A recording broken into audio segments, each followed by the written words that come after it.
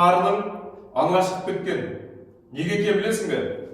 Біріншіден, ішіңнің, қарның ішкі бұлшықеттері әлсіз. Екіншіден, омыртқаңыздың тереңде жатқан ішкі жалқау бұлшықет деп айтады, внутренний глубокий ленивый мышцы.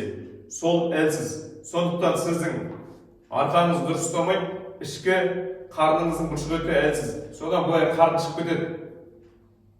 Бұл опущенный орган қуығыңызда, ішкі ағзаңызда мәселелер болады деген сөз.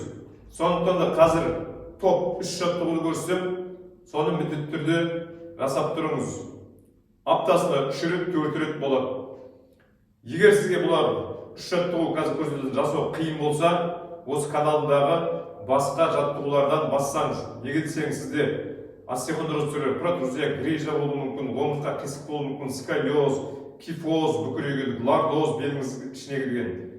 Сол жаттығуларды табасыз осы каналымнан. Егер осы 3 жаттығу қиын болатын болса, сондықтан да ендеше іске сәт бастаймыз. Бірінші жаттығуымыз. Әр жаттығуды қазір менімен ілесіп 12-ден жасаймыз. Бірінші жаттығу. Осы аяқтың арасы ашық тұр, жамбастың ара ашықтығындай. Қазір ендеше кет 12 рет. 1, 2, ішті тартамыз. 3, 4, 5, асықпай жасаймыз. Бұлай да жасаймын, сіздерге көріну үшін. 6, керемет. 7, 8, 12, 15, 20 жасауға. 9, 10, 11, 12. Керемет. Іштеріңіз тартылады. Сандыға, целлюлит, бәрінің өте мықты. Енді екінші жаттығуымыз. Осы қалыпта тұрдық. Аяғымыз бұл жерде ашамыз. Жаңа қосыспай, енді бұнда 12 рет.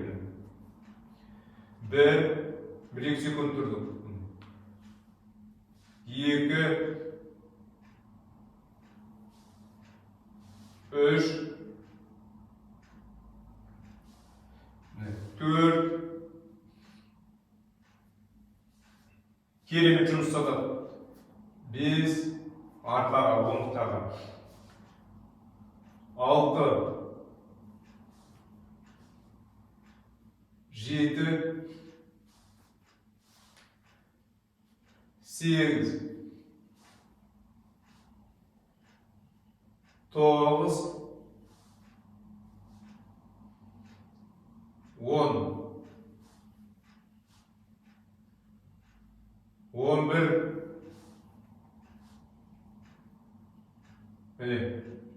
Көріпсіздер осылай барызды. 12. Жайлап жібереміз. Керемет. Жайлап тұрамыз. 3-ші жаттығу өте маңызды жаттығулардың бұнды. Бұны да 12 рет жасаймыз. Немесе 15 рет. Аяқты ашамыз. Осындай ара ашықтыны аштық. Жай еңкейміз. Еңкейгенде естеріңізде болсын. Сразу бұлай бүкірейіп еңкеймейіз. Осылай алдық. Осылай түсеміз. Осылай түсеміз. Қолымыз осылай қойдық. Енді мұна жан алдынан көрсетемін. Осыны біле. 1, 2, 3, 4. Дихание свободно. Тыныс ал. 5, 6, 7, 8, 9, 10, 11, 12. Керемет.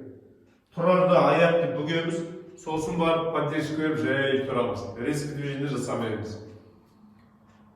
Мұнысы лайк басыңыздар, комментарий жазыңыздар, сұрақтарыңыз болса, астына қойыңыз болады, жауап беріп. Қазақша аудиторияны көтеріп қойыңыздар, аман болыңыздар, денсаулықтарыңыз мықты болсын. Аман болайық.